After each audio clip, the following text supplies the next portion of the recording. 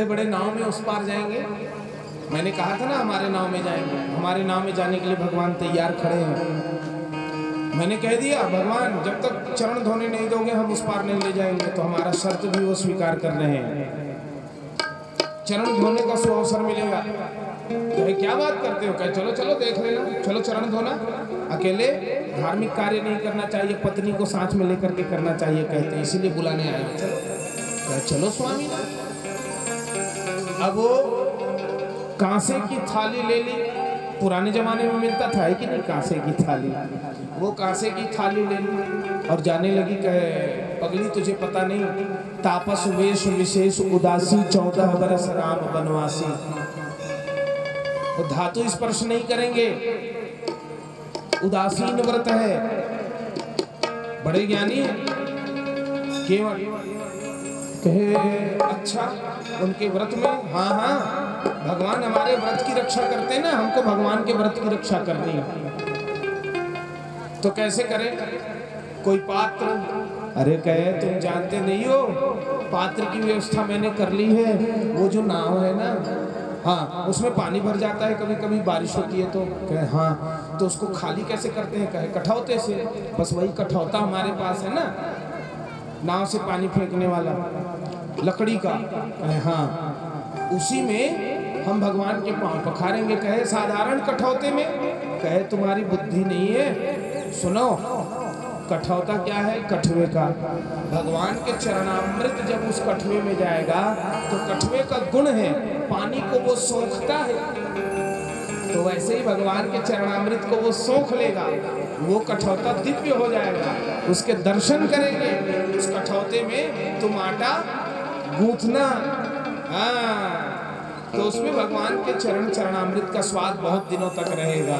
दर्शन पाएंगे। देवी तुम समझते नहीं हो, बहुत बड़ा वैज्ञानिक है। कभी कभी अनपढ़ लोग भी पढ़े लिखे लोगों को मात दे देते हैं, है कि नहीं? एक कहानी याद आ रही है, सुनिए। एक गांव में कुछ इंजीनियर आए थे और वो परेशान हो गए थे, काम नहीं हो रहा था। कौन सा काम? वो टेढ़ा मेढ़ा पाइप था, उसमें वायर को उस पार से इस पार निकालना था पाइप में। अब ये नाना विधि उपाय कर लिए, नहीं हो रहा था। तो गांव के बुजुर्ग आए कुछ, वे लोग कहने लगे सुनो तुम लोगों से काम नहीं हो पा रहा है, बहुत परेशान लगते हो। कहे अब क्या बताएं भैया, ये वायर को इस पार निकालना चाहते हैं, निकाल नहीं पा रहे हैं। तो एक काम करो, कहे हमको दो, हम निकाल देते हैं वायर उस पार। अरे आप लोग कैसे निकालोगे? लो निकाल के दिखाओ। उन्होंने इशारा किया कुछ बच्चों को, जाओ रे चूहा पकड़ के लाओ। चूहा मंगाए। अब वो चूहा जब लेकर के आए तो चूहा के कमर को रस्सी में बांध दिए, तार वाली रस्सी जिसको चूहा ना काट सके, और उसको पाइप में डाल दिए। अब वो पाइप में जैसे डाले और उसको थोड़ा टच किए तो चूहा पाइप में आगे बढ़ा, पाइप के उस पार जा निकला तो वो तार जो उसके कमर में बांधे थे वो भी उस पार निकल गया। तो शेष जो वायर था ना उसको बांध करके उसी तार से उस पार निकाल लिए। ये अनपढ़ लोग बुद्धि लगाते हैं, जितना उतना पढ़े लिखे नहीं लगा पाते कभी कभी। इसके पास बहुत बुद्धि है। कहे देवी चलो चलो भगवान के चरण पखारेंगे। अपने धर्म पत्नी को ले आए चरण पखारने के लिए, और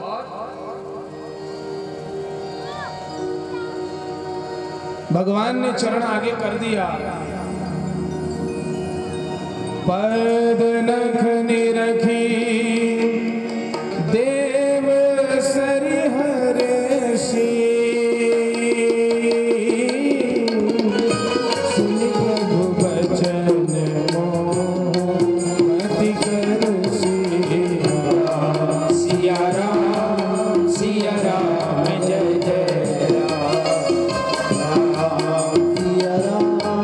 सिया राम जय जय राम। अति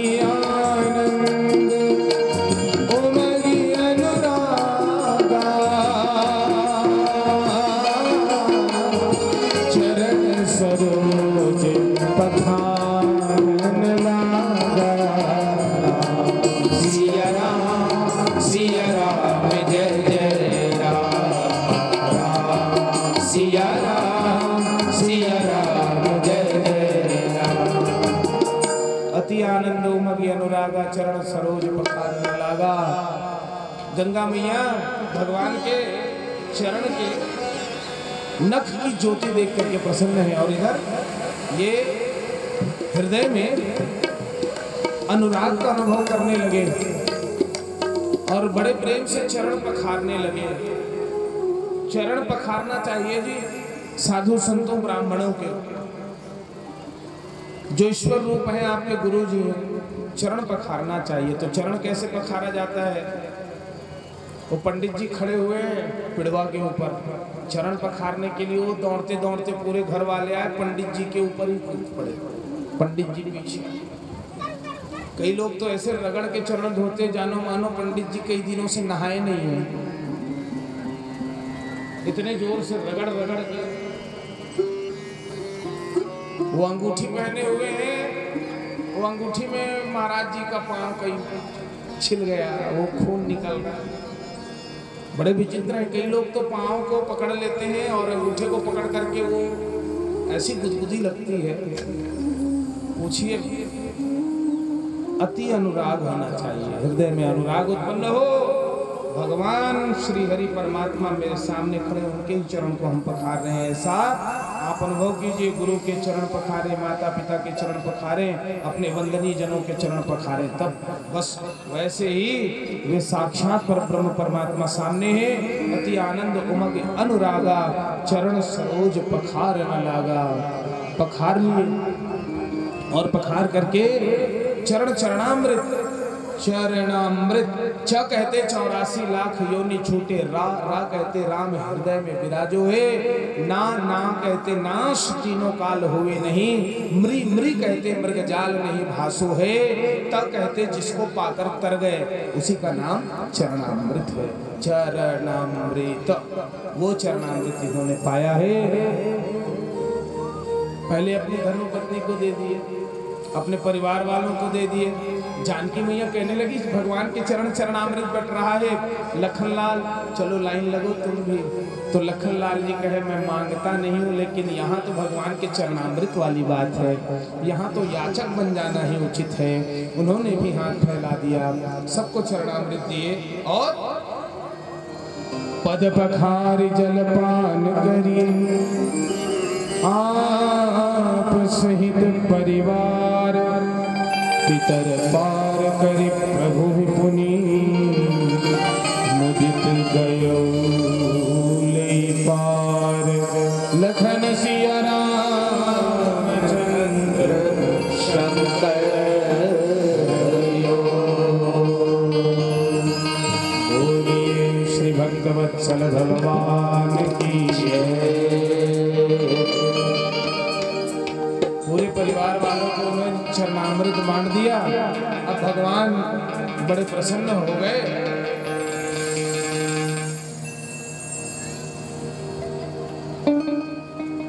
ये भी बड़े प्रसन्न हैं भगवान के चरण चरणामृत पाकर के। कहे प्रभु अब चलो आपको पार लगाता हूँ। जानकी मैया बैठ गई, लखनलाल जी बैठ गए, रामचंद्र जी बैठ गए और कीमड़ जो है नाव की रस्सी खोल करके नाव में बैठा है। नाव को धक्का दिया, नाव सीधा गंगा जी में। गंगा जी में जैसे नाव उतरा है, गंगा जी में हिलोर उत्पन्न हो गया, उथल पुथल मच गया।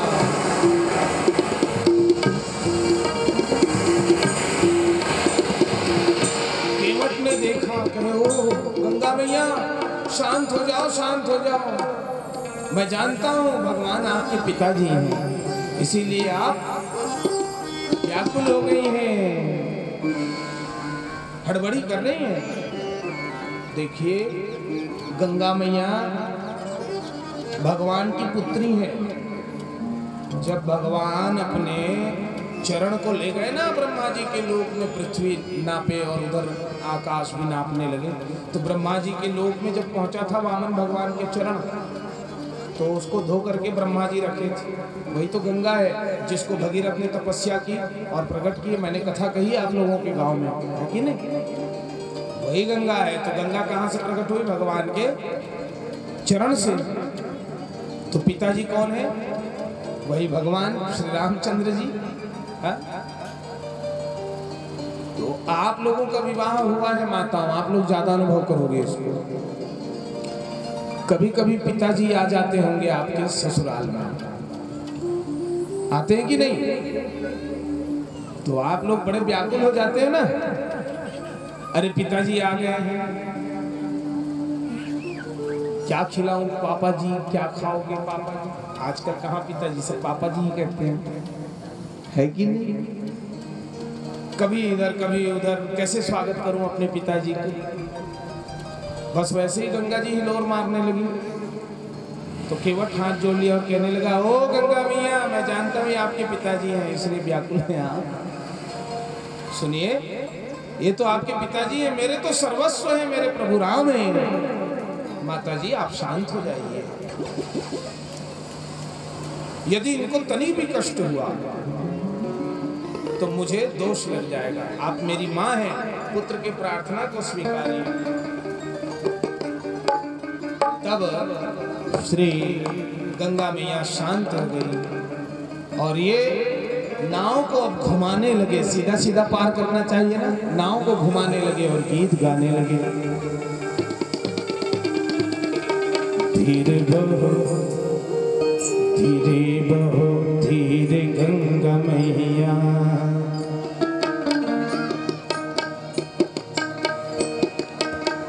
धीरे बहो धीरे बहो धीरे गंगा मैया, धीरे बहो धीरे गंगा मैया, धीरे बहो धीरे गंगा मैया, धीरे बहो धीरे गंगा मैया। हैया हो हैया हो हैया हो हैया हो हैया हो हैया हो हैया हो हैया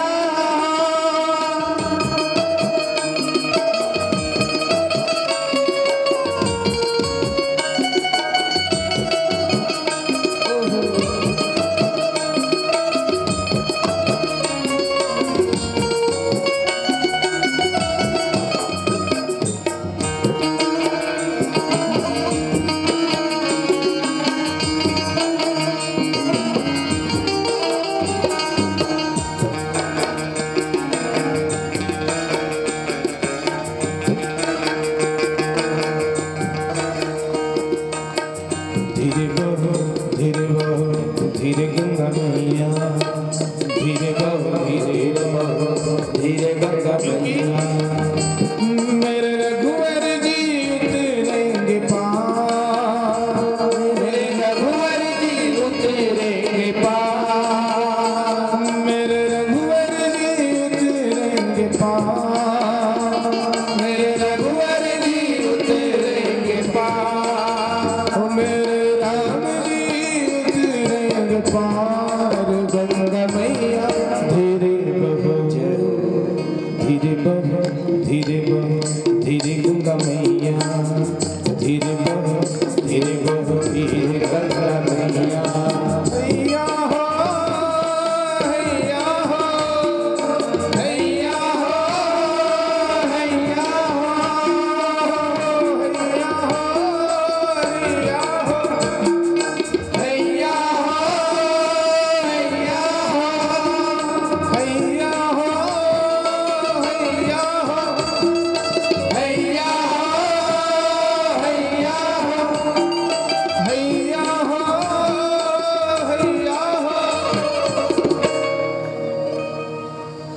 मेरे राम जी उतरेंगे पार गंगा मैया। धीरे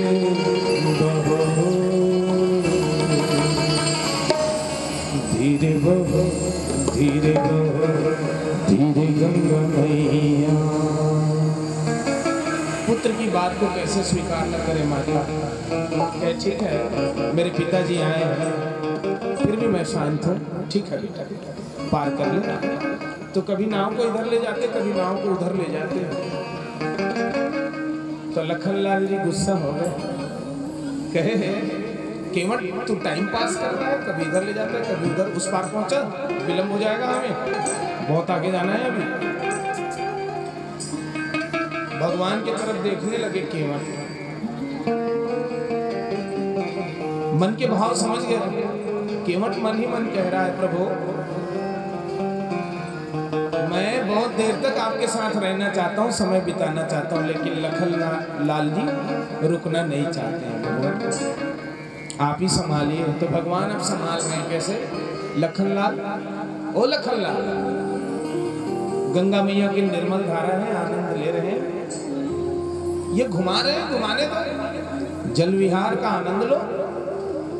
जल विहार के लिए कितना रुपया देना पड़ता है? बहुत पैसा पटाना पड़ता है। वो गार्डन वगैरह में जो बनाए रहते हैं ना, छोटा सा बोट, उसमें घूमो तो 1 घंटे का 60 रुपए 70 रुपए ले लेते हैं, 20 मिनट का, है कि नहीं? और ये फोकट में घुमा रहे हैं, उनको घुमाने दो। इसने तो पहले ही कहा है मैं उतराई नहीं लूंगा, घुमाने दो। घुमाओ घुमाओ, केवट बड़ा अच्छा लग रहा है, घुमाओ। अब तो इनको मौका मिला, 17-18 बार घुमाने लगे। तो भगवान कहे अरे ये तो बहुत विलंब कर देगा। कहे केवट अब मैं भी परेशान हो गया, पार उतार दो। केवट कहने लगे भगवान आपको मैंने यही 17-18 बार घुमाया तो आप परेशान हो गए? कहे हाँ मैं परेशान हो गया। तो आप हमें 84 लाख योनि में घुमाते हो हम जीवों को, हम लोगों को कैसे कष्ट होता होगा। देखिए हम जीव के भाव को भगवान तक पहुंचा रहे हैं। फिर कहे चलो भगवान आप तो हमें घुमाते रहते हैं, हम आपको घुमाएंगे नहीं, पार लगा देते हैं। पार लगा दिए। अब तो केवट उतरी दंडवत की ना, केवट उतरी दंडवत की ना, प्रभु ही सकुच नहीं कछु दीना, प्रभु ही सकुच नहीं कछु दीना। भगवान को लेकर के केवट उस पार गए। पार जब उतर गए तो भगवान को संकोच हो गया कि मेरे पास कुछ नहीं, इसने मेहनत करके मुझे इस पार लाया है, मैं इसको उतराई क्या दूं, ये सोच में पड़ गए। तो पिय ही अकीसी जान निहारी, मणि मुद्रिका मन मुदित उतारी। जानकी मैया अपने पति देव के मन की बात जान गए। सुनिए ध्यान से, माताएं जो होती है ना वो मन के बात को जान लेती हैं। जैसे कोई मेहमान आया है घर में, है ना, और पति देव के साथ बैठा है, पत्नी खड़ी है, तो पति देव ये नहीं कहते जाओ चाय बना करके लाओ, ऐसा नहीं कहते, ये असभ्यता है। बस ऐसे देखते हैं पति लोग अपने पत्नी को, है ना, बस ऐसे देखते देरी है, समझ जाते हैं कि वो चाय बना करके लाना है, उसमें वो प्लेट बिस्कुट सजा करके लाना है। बस पिय ही अकीसी जान निहारी, मणि मुद्रिका मन मुदित उतारी। भगवान को संकोच हो रहा है, हम उतराई नहीं दिए हैं और आगे बढ़ा दिए। पिय ही अकीसी जान निहारी, पिय ही अकीसी जान निहारी, मुद्रिका मुदित उतारी, मुद्रिका मुदित उतारी,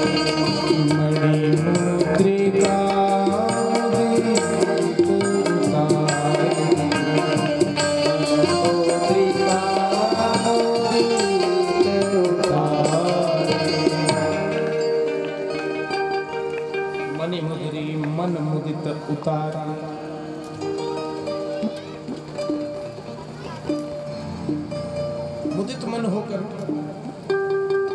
इन्होंने मुंदरी को उतार दिया और आगे बढ़ाए।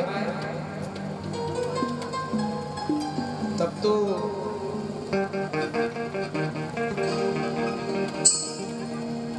केवट देखते रहा और भगवान कह रहे हैं, केवट कहु कृपाल ले उतराए, कहु कृपाल ले उतराए, केवट चरण गह अकुलाए, केवट चरण गह अकुलाए, नाथ आज मैं काह न पावा, नाथ आज मैं काह न पावा, मिटे दोष दुख दारिद दावा, मिटे दोष दुख दारिद दावा। कहे प्रभु मैंने आज क्या नहीं पाया, दरिद्रता दुख सब मिट गए मेरे। ये आप मुझे उतराई क्यों दे रहे हैं? नाई से न नाई ले तो धोबी से न धोबी, दे के मजूरिया ये जाति को न बिगाड़ी है। प्रभु आपकी जाति और मेरी जाति एक है। जाति वाले यदि एक दूसरे को मजदूरी दे तो ये उचित नहीं है। धोबी के घर यदि धोबी जाकर के काम करे तो वो कुछ मोल लेता नहीं है। प्रभु आपकी जाति हमारी जाति एक है। लखनलाल जी क्रोधित हो गए, हम लोग सूर्यवंशी राजा हैं और तुम साधारण नाव खेलने वाले केवट, तुम्हारा हमारा जाति एक कैसे? कहे लखनलाल मैं आपको नहीं कह रहा हूँ, तुम्हारी जाति हमसे अलग है। मैं तो प्रभु रामचंद्र जी के जाति का हूँ। बोले कैसे? बता, तू सूर्यवंशी है? कहे नहीं नहीं भैया, इनका काम क्या है? कहे ये हमारे प्रभु भव सागर से पार लगाते हैं, यही इनका काम है। अच्छा, और मेरा काम? तू ये गंगा से पार लगाता है। तो कहे दोनों का काम एक है ना, पार लगाने का। भगवान कहे हाँ हाँ, हम दोनों का काम एक है। तो हम लोग एक जाति वाले हुए ना? कहे हाँ हाँ, हम लोग एक जाति वाले हुए। तो प्रभु ये उतराई मुझे नहीं चाहिए। यदि मैं ले लूंगा तो ये जाति के जो परंपरा है ना वो टूट जाएगा। इसलिए प्रभु सुनिए, आप मेरे घाट में आए, मैंने आपको पार लगाया। मैं आपके घाट आऊंगा ना तो आप मुझे पार लगा देना, यही उतराई चाहिए। अब कछु नाथ ना चाहिए मोरे, अब कछु नाथ ना चाहिए मोरे, दीन दयाल अनुग्रह तोरे, दीन दयाल अनुग्रह तोरे, फिर दीवार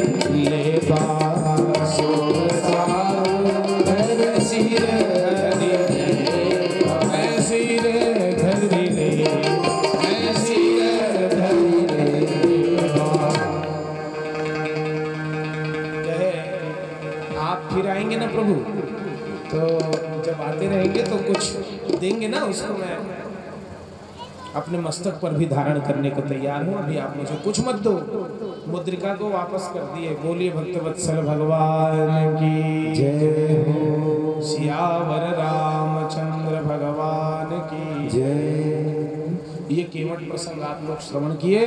अब आप लोगों को मैं सूचना बता दूं कल के विषय में। कल रावण वध की कथा समापन है। समापन कथा यहाँ तक। विषाद बस धुन शीश पछतान, सुमंत्र जी जब जा रहे हैं ना तो रथ में जो घोड़े बंधे हुए हैं वे घोड़े पलट पलट करके भगवान की तरफ देखते, बार बार पलट पलट करके वो घोड़े देखते। बताइए, पशु पक्षियों का भी ऐसा प्रेम भगवान राम के प्रति। घोड़े भी जाना नहीं चाहते राम को त्याग करके। हेरी हेरी हिना, देख देख करके घोड़े हिनहिनाते हैं, जाना नहीं चाहते। समुद्र जबरदस्ती उन्हें ले जा रहे हैं। निषाद राज ने जब ये दृश्य को देखा तो निषाद राज जी के हृदय में अपार दुख हुआ, अपार कष्ट हुआ। निषाद राज जी से रहा नहीं गया। जासु वियोग विकल पशु ऐसे, जिनके वियोग से पशु ऐसे विकल हो जाते हैं। प्रजा मात पितु जी यही कैसे, उनके वियोग को सह करके इनके प्रजा, इनके माता पिता कैसे जीवित रहेंगे, मैं समझ नहीं पा रहा हूं, मैं सोच नहीं पा रहा। व्याकुल हो गए निषाद राज। सियावर रामचंद्र भगवान की जय। सुमंत्र जी जाना नहीं चाहते, लेकिन भगवान जबरदस्ती उनको भेजे।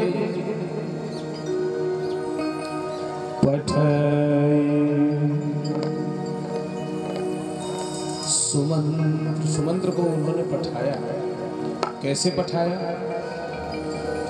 बरबस राम सुमंत्र पठाए, बरबस राम सुमंत्र पठाए। सुरसर तीर आप तब आए, सुरसर तीर आप तब आए।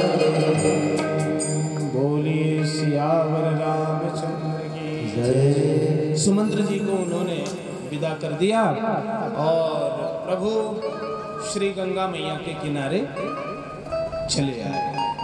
बोलिए गंगा मैया की जय। गंगा मैया कितने बार दर्शन पा रही हैं, देखिए प्रभु राम का। बड़ा ही सौभाग्य है गंगा मैया का। फिर गंगा के किनारे चले आए प्रभु, और गंगा के किनारे आकर के भगवान के साथ में लखनलाल जी हैं, जानकी मैया है,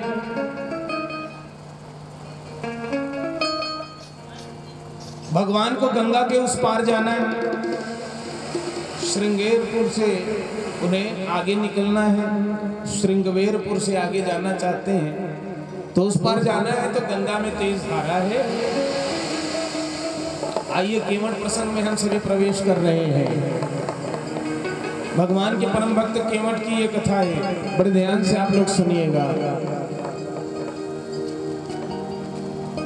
भगवान देखने लगे, लखनलाल के, हाँ प्रभु देखो देखो भैया, गंगा के उस पार हमको जाना है। कोई माध्यम है क्या उस पार जाने के लिए? लखनलाल जी कहने लगे, प्रभु माध्यम क्या ढूंढते हो? सुनो, मेरे तीर पर आप बैठ जाइए, माँ जानकी को बैठाइए, मैं यहाँ से तीर छोड़ूंगा, आप लोग सुरक्षित उस पार, फिर मैं तैर करके आ जाऊंगा, आपकी कृपा रही तो ऐसा हो जाएगा मुझसे, कोई बड़ी बात नहीं है। कहने लगे लखनलाल, हम लोग यहाँ नर चरित्र करने के लिए आए हैं, अपने चरित्र के द्वारा पूरे समाज को हम शिक्षित करने के लिए आए हैं। यदि हम ऐसे उड़ करके चले आए, इस पार से उस पार चले जाएं, तो नरलीला में ये बाधा हो जाएगा। नहीं नहीं, ऐसा नहीं करना है। और भगवान लांघते नहीं, मर्यादा नहीं लांघते। भगवान के कुछ तो करना होगा। देखो देखो इधर उधर कुछ है क्या माध्यम? तो दूर में देखे, क्या देखते हैं? एक केवट एक नाव लेकर के खड़ा है। गंगा जी का घाट है। आप लोग विचार कीजिए, गंगा नदी कोई छोटी मोटी नदी है? बहुत बड़ी नदी है। तो गंगा जी में कोई घाट होगा तो क्या वो छोटा मोटा घाट होगा? बहुत बड़ा घाट होगा। और बहुत बड़े घाट में क्या कोई एक ही नाव होगा? नहीं, वहां अनेक नाव होंगे। तो केवल एक केवट खड़ा है, एक ही नाव है। इसका मतलब क्या है? ऐसा कैसे हो गया? तो इसकी कहानी है। इसकी कहानी क्या है? भगवान श्रृंगवेरपुर में ठहरे हुए रात्रि के समय, अब वो सुबह गंगा पार करके जाने वाले हैं। ये खबर पूरे चारों ओर फैल गई। तो गंगा पार करेंगे तो नाव से ही पार करेंगे। जितने नाव वाले हैं ना, सब बड़े प्रसन्न हो गए। सब अपने अपने नाव को सजाने लगे। भगवान सजे हुए नाव में जाएंगे, हमारे नाव में जाएंगे, हमारे नाव में जाएंगे, खूब सजा रहे हैं। इधर केवट गरीब था, उसके पास सजाने धजाने के लिए पैसे नहीं थे। तो वो केवट जो है ना, उसके धर्मपत्नी कहने लगी, देखो जो सजे हुए नाव है ना, उसी में भगवान जाएंगे। हमारा साधारण सा नाव, उसमें कहाँ बैठेंगे भगवान। तो केवट कहने लगा, अरे पगली, भगवान सजावट नहीं देखते, बाहरी सजावट नहीं देखते, भीतरी सजावट देखते। हाँ, आपका भीतर कितना भक्ति से सजा हुआ है ये देखते हैं, बाहरी सजावट का क्या है। भगवान तो महलों में रहने वाले, छोटा मोटा आकर्षण थोड़ी उनको आकर्षित करेगा। अच्छी बात करते हो तुम। भगवान हमारे ही नाव में जाएंगे, तुम फिक्र मत करो, मैं उपाय करता हूं ना, तुम फिक्र क्यों करते हो। कभी कभी ऐसा होता है, हम किसी को बहुत महत्व देते हैं और सोचते हैं हमारे घर में आ जाए, है ना, लेकिन अपने गरीबी को देख करके घबरा उठते हैं, अपनी अव्यवस्था को देख करके घबरा उठते हैं कि ये व्यक्ति हमारे घर आएंगे कि नहीं आएंगे। और हम उपाय भी करना चाहते हैं जिससे ये हमारे घर आ जाए। बस वैसे ही ये केवट उपाय करना चाहता है। ये चले गए कहाँ? जो नाव लगवाते हैं ठेकेदार, उनके पास। महाराज आपकी जय हो, जय हो, जय हो महाराज, जय हो। केवट आ भैया, आ भैया, आ भैया, बैठ बैठ बैठ बैठ। कहे प्रभु आप मुझे पहचान लिए? कहे केवट मैं तुम्हें कैसे नहीं पहचानूंगा। एक बार मैं जंगल गया था शिकार करने के लिए, पानी भूल गया था तो तूने मुझे पानी पिलाया था। कहे हाँ हाँ मैं वही केवट हूँ। तो आपने वचन दिया था कि मांग लो, जो वरदान मांगना है मैं दूंगा। हाँ हाँ मैंने ऐसा कहा था। तो आज वरदान मांगने का समय आया है। मैं वरदान मांगना चाहता हूँ। कहे हाँ हाँ वरदान मांगो, जो मांगोगे हम देंगे भैया। हमारा प्राण पखेरु उड़ने वाला था उस समय जब तुमने हमारे प्राण की रक्षा की पानी पिला करके। कहे वरदान मांगो? हाँ मांगो। तो कहे आपने सुना है ना भगवान श्री रामचंद्र जी आ रहे हैं हमारे घाट पर जहाँ मैं नाव लगाता हूँ, जहाँ के आप ठेकेदार हैं। कहे हाँ हमने सुना है। तो सब स्वागत की तैयारी कर रहे हैं? हाँ। बड़े बड़े नाव सजा रहे हैं ये लोग? कहे हाँ।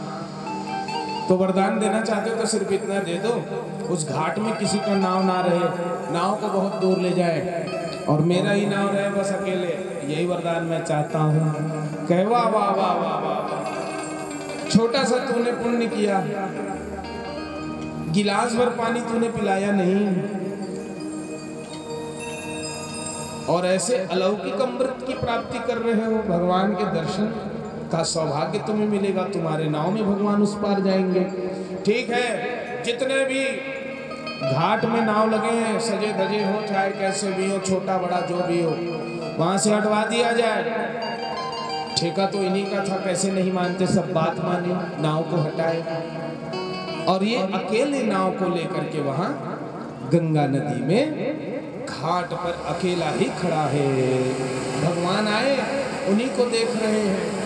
तो वो रहा एक केवट, वो रहा नाव।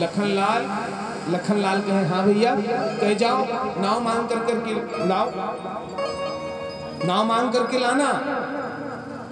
लखनलाल जी कहे भगवान हम लोग सूर्यवंशी हैं, सूर्यवंशी मांगते नहीं, सूर्यवंशी जीत लेते हैं, मांगते नहीं, जीतने का काम है। आप कहिए तो मैं जा करके उससे युद्ध करूं, 2-4 पटखनी खाएगा, हार जाएगा, फिर मैं नाव लेकर के आ जाऊंगा प्रभु। कहे उसको मारोगे पीटोगे क्यों भैया? कहे भगवान तो मैं जाऊं उसको डराऊं, थोड़ा जोर से ललकारूंगा तो इतने में डर करके वो पसीना पसीना होकर के भाग जाएगा, मैं नाव लेकर के आ जाऊंगा। भगवान कहे कैसी बात करते हो, दूसरे को डराना धमकाना ये राक्षसों का काम है, और हम राक्षसों के दमन के लिए आए हैं। नहीं नहीं जाओ मांगना। कहे मैं नहीं मांगूंगा प्रभु।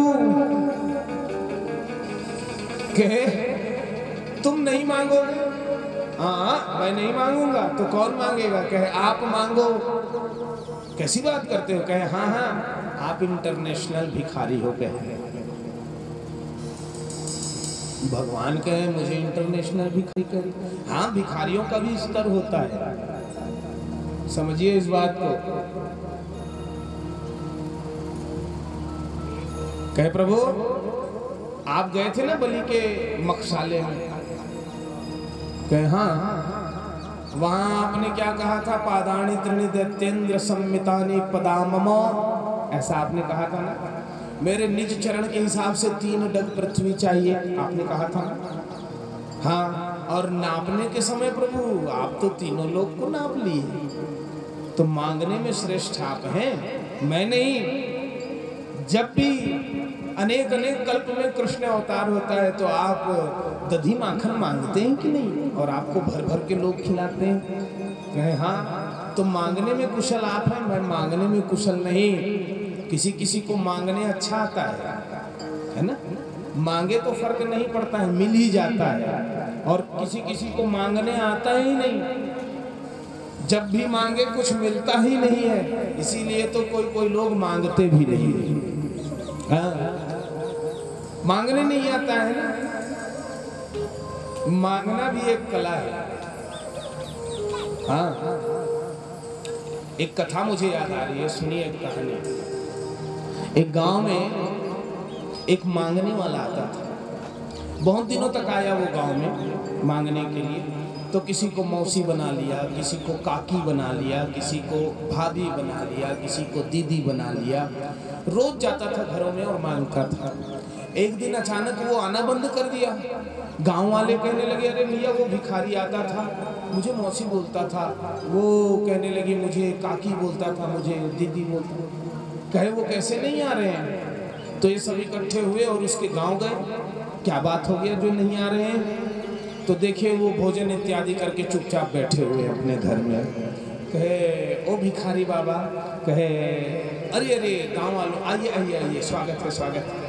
कहे आप भिक्षा मांगने अब आते नहीं वहाँ, हमको अच्छा नहीं लगता। आपको भिक्षा जब दे देते थे तो हमें संतुष्टि होती थी, अब वो संतुष्टि अनुभव हम नहीं करते, अच्छा नहीं लगता आपके बिना। आप आते क्यों नहीं है?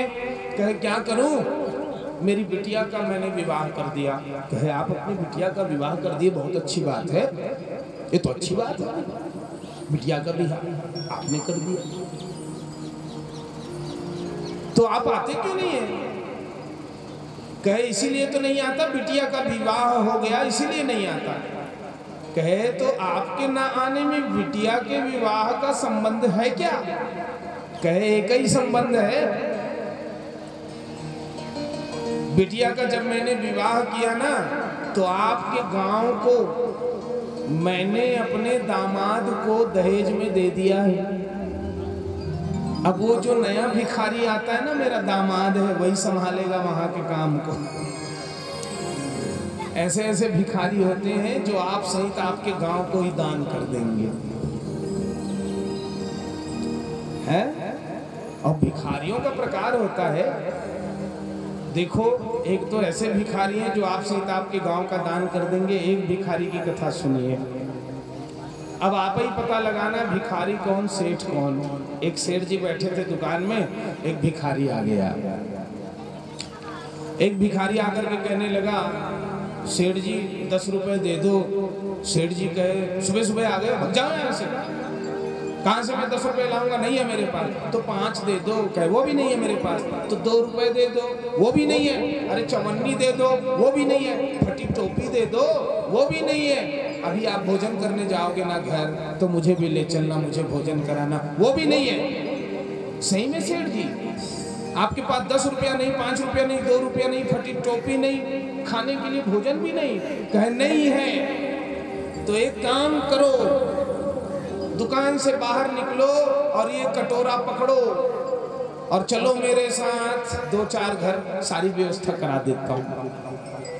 समझ रहे हैं? अब यहाँ सेठ भिखारी है कि वो भिखारी भिखारी है, बताइए। जो भिखारी दिख रहा है असल में वो भिखारी है कि नहीं, पता तो लगाओ। उसमें हिम्मत कितना है, उसमें रुतबा कितना है। देखो जैसे ट्रेन रुकती है, जैसे ट्रेन रुकती है तो ना जाने कहां कहां से दौड़ करके ये लोग प्रकट हो जाते हैं भगवान विष्णु की तरह, है कि नहीं। और कोई गाड़ी नहीं है तो ये लोग छिपे पड़े रहते हैं, अंतर ध्यान रहते हैं। एक से एक भिखारी होते हैं। कुछ भिखारी लोग, एक सेठ जब मंदिर से निकला तो उसके पास आए और आकर के हाथ आगे बढ़ाने लगे। खुश हो जाते भिखारी, हंसने लग जाते, हंसने लग जाते सभी। तो अन्य सेठ लोगों को गुस्सा आया, वो सेठ के पास पहुंचे, कहे सुनो, हम लोग 10-10, 20-20 रुपए दे रहे हैं, तब भी ये भिखारी लोग मुंह उतार देते हैं। लेकिन आप ऐसा क्या देते हैं जो ये लोग प्रसन्न हो जाते हैं, हंसने लगते हैं, मुस्कुराने लगते हैं। तो सेठ कहने लगा, मैं कुछ नहीं करता, ये लोग हाथ आगे बढ़ाते हैं, मैं गुदगुदी कर देता हूँ उनके हाथ में। समझ रहे हैं? ऐसी बात होती है। आजकल ऐसे ही गुदगुदा रहे हैं लोग और कुछ नहीं है। कोई मांगने के लिए आते हैं ना तो उनको ऐसी 4 बात बताएंगे कि वो खुद टेंशन में आ जाएगा। अरे क्या बताऊं भैया, हाँ क्या हो गया, वो अब भी मैं फीस पटा करके आ रहा हूँ।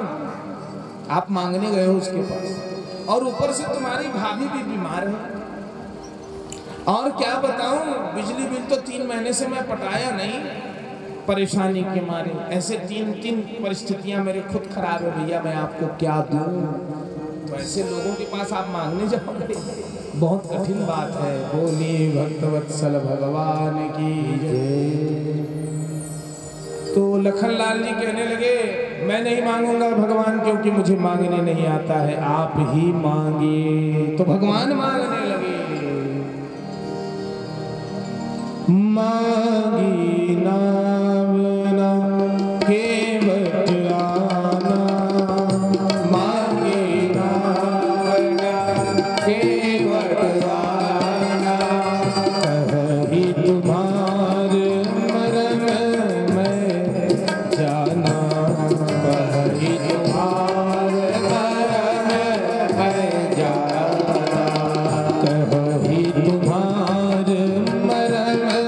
में जाना, कहीं तुम्हारे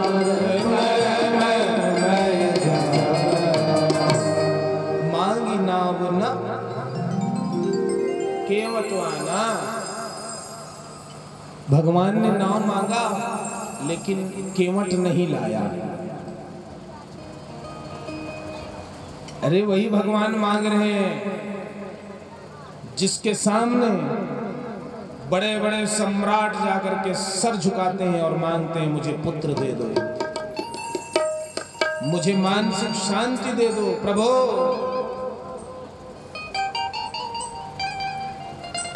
मुझे नाना प्रकार के कष्ट हैं, शारीरिक रोग हैं, मुझे आरोग्य प्रदान करो। ब्रह्मा जी जिनके सामने जाते हैं सर झुकाते हैं और कहते हैं भगवान आपकी भक्ति मुझे दे दो। शंकर जी सिर झुकाते हैं और कहते हैं प्रभु आप मेरे हृदय में वास करें। ब्रह्मादि देवतागण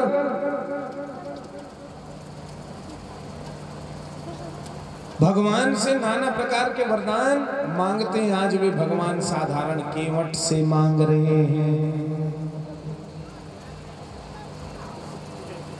भगवान हर प्रकार का व्यवहार करके दिखा रहे हैं कि हमको व्यवहार में दृढ़ कैसे होना है। मांग रहे हैं भगवान, मांगी नावना केवट आना, कहीं तुम्हार मरम में जाना। हमने मरम जान लिया है आपके, हम नाव नहीं लाएंगे। लो भगवान मांगे तो मना कर दिए भक्त।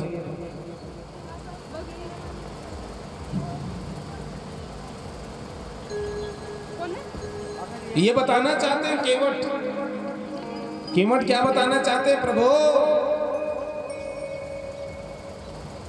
जब भक्त आपसे मांगता है और आप उसे नहीं देते हैं तो उसके ऊपर क्या बीतती है, मैं आपको बताना चाहता हूं।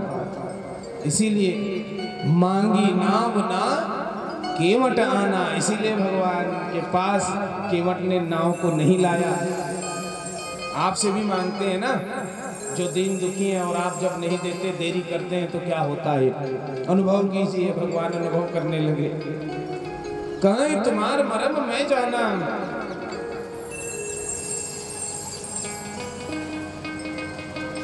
उसने नहीं लाया। कोई कोई ऐसी व्याख्या करते हैं, मांगी नाव न केवट आना, अर्थात भगवान ने नाव मांगी, केवट नहीं लाया। और कोई कोई कहते हैं, मांगी नाव न, भगवान ने नाव नहीं मांगा, केवट आना, और केवट ले आया। ये ना जो शब्द है ना बीच में, ये बहुत खतरनाक है। हाँ, मांगी नाव ऐसा कह लीजिए, न केवट आना तो हो जाएगा, भगवान ने नाव मांगी लेकिन केवट नहीं लाया। और यदि आप कह देते मांगी नाव ना, यहाँ पर विराम लगाते हैं और कहते हैं केवट आना, तो केवट ले आया, भगवान ने नाव नहीं मांगी, है ना। ये कैसा शब्द है। एक और कहानी सुन लो आप सभी। एक महात्मा जी बैठे थे ध्यान समाधि में, एक व्यक्ति आया और कहने लगा, महात्मा जी मेरे एक भी संतान नहीं है, भगवान मुझे संतान आए, मेरे जीवन में एक संतान की कमी, संतान मुझे मिल जाए, यही मैं चाहता हूँ, कृपा कीजिए। कहे संतान आ जाएगा, फिक्र मत कीजिए। कौन सा संतान मिलेगा? पुत्री न पुत्र। उन्होंने कहा पुत्री न पुत्र।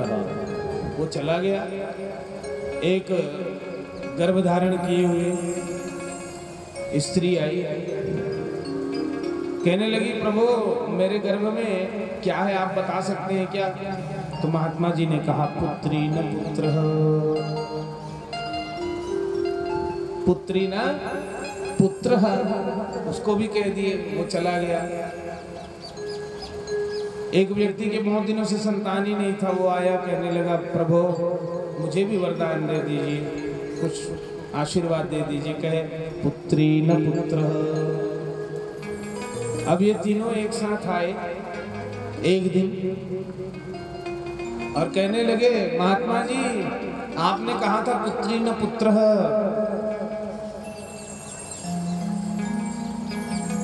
मेरी बेटी आई है, तो कहे मैं तो ठीक कहा था, पुत्री न पुत्र। आया कि नहीं? हाँ हाँ महात्मा जी। दूसरा आया, कहे आप मुझे भी पुत्री न पुत्र कहे थे।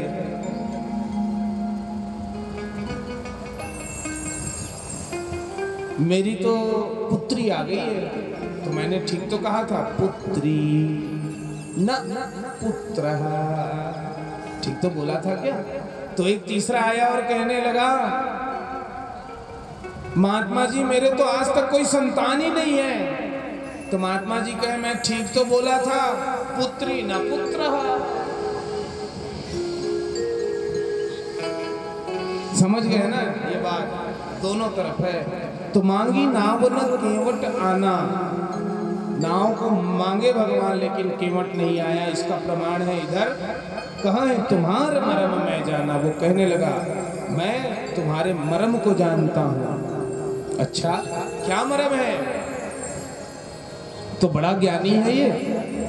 हाँ, केवट सुन रखा है।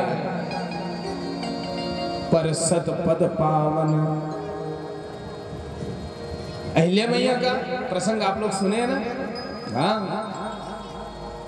छुवत शिला भई नारी सुहाई, छुवत शिला भई नारी सुहाई, पाहन तेन काठ कठ नाई, पाहन तेन काठ कठ नाई, पाहन तेन काठ कठ नाई, पाहन तेन काठ कठ नाई, तरनी मुनि घरनी हुई जाई, तरनी मुनि घरनी हुई जाई, बाट परई मोरी नाव उड़ाई, बाट परई मोरी नाव उड़ाई। है आपके चरण रज वो मोरी है, वो औषधि है। जिस मोरी, जिस औषधि के स्पर्श मात्र से पत्थर भी नारी के रूप होकर के आकाश में उड़ गई। जब वो आकाश में उड़ गई तो छुअत शिला वही नारी सुहाई, पाहन तेन काठ कठिनाई। पत्थर से मुलायम तो ये कठवे का नाव होता है, कठवे का नाव। बोलिए भक्त वत्सल भगवान की जय। और ये कठवे के नाव को यदि आपके चरण रज का स्पर्श हुआ तो ये पत्थर को नारी बना देने वाला धूल है। ये मेरा नाव भी कहीं नारी बन गया। तब एक नारी तो घर में, जिसके पालन पोषण में मैं समर्थ नहीं हूं, और दूसरी नारी को मैं कहां रखूंगा?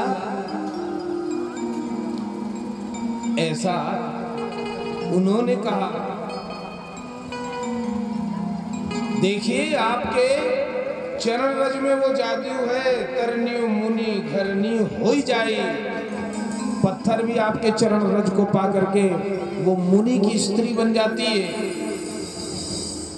बाट परई मोरी नाव उड़ाई। यदि आपके चरण रज इसमें पड़ गया मेरे नाव में, तो ये मुनि की स्त्री होकर के उड़ जाएगी आकाश में। तब मैं क्या करूंगा?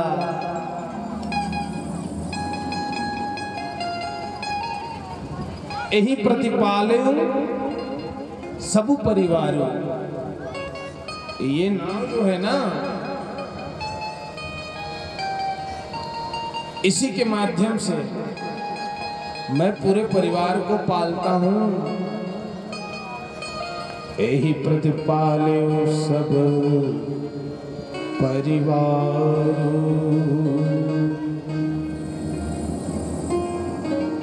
नहीं जाने कछु और कबार। भगवान, मुझे कोई और दूसरा कार्य नहीं आता है इसके सिवा। इसी से मेरा परिवार पलता है। यही जीविकोपार्जन का एकमात्र साधन है। भगवान,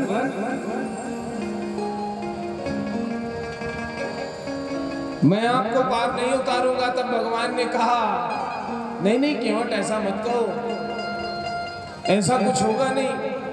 कहे नहीं नहीं नहीं, नहीं। आपके चरण रज में बहुत जादू है और वो जादू भरी धूल। हाँ हाँ हाँ नहीं नहीं नहीं प्रभु, ये मैं खतरा मोल नहीं ले सकता, ये रिस्क नहीं लूंगा भगवान। तो कहे कोई उपाय है जिससे हम नाव में चढ़ जाएं? कहे हाँ एक ही उपाय है। क्या? जो प्रभु पार अवसी गाच, जो प्रभु पार अवसी गाच हो, मोहि पदुम परा पखारन कहो, पखारन कहो। यदि आप उस पार जाना चाहते हैं तो बस मोहि पदुम पखारन, आप मुझे अपने चरण को पखारने के लिए दे दीजिए। चरण में पखारूंगा, धूल साफ, आप बैठेंगे नाव में, मुझे कोई डर नहीं। आपके चरण रज में जादू है, क्योंकि आप चरण पखारने के लिए कहिए। मैं नहीं कह रहा हूं मैं चरण पखारूंगा, आपको कहना होगा लो जी मेरा चरण पखार लो। भगवान ने आज तक किसी को नहीं कहा है मेरा चरण पखार लो। सब अवसर पाकर के चरण पखारने वाले होंगे। दशरथ जी महाराज ने जानकी जी को दिया भगवान को, तब भगवान के चरण रज पखारने मिला है। कहे यहाँ तो अकड़ गए, पार तो आपको जाना है ना प्रभु, हमको पार जाना रहता है तो हम आपसे बहुत प्रार्थना करते हैं भगवान पार लगा दो। आज आप पार जाना चाहते हैं तो आप कहेंगे, आप प्रार्थना करेंगे, आओ चरण धो लो, ऐसा कहोगे तब। तो क्या कह रहे हैं? मोहि पद पदुम पखारन कहहु, आप कहेंगे कहहु।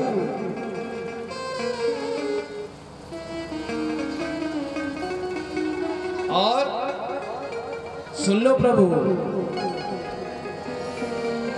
पद कमल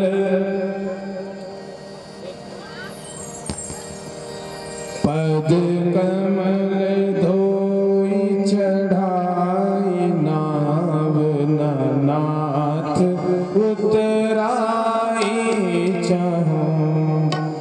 पद कमल धोई चढ़ाई नाव नाथ उतराई चाहूं। मोहि राम राउर आन दशरथ सपथ सब साची कहूं। बरु तीर मारहु लखन पे जब लगिन पाय पखारे हों। तब लगिन तुलसीदास नाथ कृपाल पार उतारे हों। कृपाल पार उतारे हों। कृपाल पार उतारे हों। कहे आप अपने चरण को पखारने के लिए कहेंगे ना, तो मैं वादा करता हूं, वादा आपसे मैं उतराई नहीं लूंगा भगवान। दशरथ जी की शपथ खा करके मैं कहता हूं, दशरथ जी के सौगंध उठा करके मैं कहता हूं, आपके पिताजी की कसम, ऐसा इन्होंने कहा। तो केवट के वचन को भगवान ने सुना। सुन के वट के बैन प्रेम लपेटे अटपटे। बिहसे करुणाए सीतई जानकी लखन